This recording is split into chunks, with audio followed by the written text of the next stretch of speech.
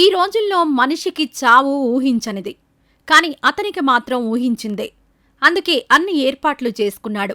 జీవిత భాగస్వామి కోసం కావలసిన ఏర్పాట్లు చేసేశాడు. కన్నవాళ్లకు తోడబుట్టినవాడికి ధైర్యం చెప్పి ఓదారుస్తూ వచ్చాడు.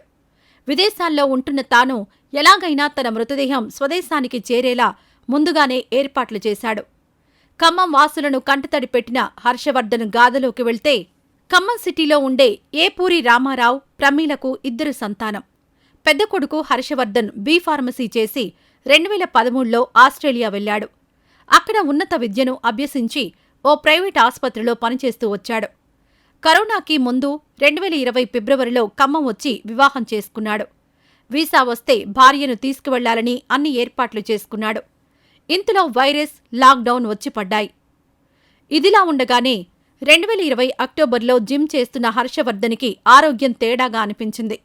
దగ్గు, ఆయాసం అనిపించడంతో టెస్టులు చేయించుకోగా లంగ్స్ క్యాన్సర్ సోకిందని చెప్పారు.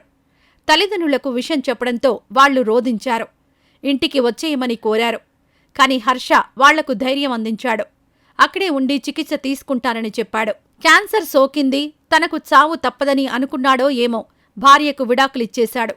అంతేకాదు ఆమె జీవితంలో స్థిరపడేందుకు కొన్ని ఏర్పాట్లు చేశాడు.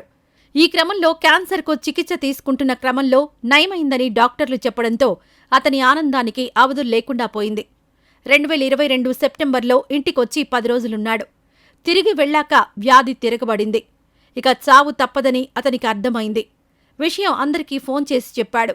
రోజూ వీడియో కాల్లో మాట్లాడడం చేశాడు. ఇంతలో తమ్ముడు అఖిల్కు వివాహం నిశ్చయమైందని సంతోషించాడు.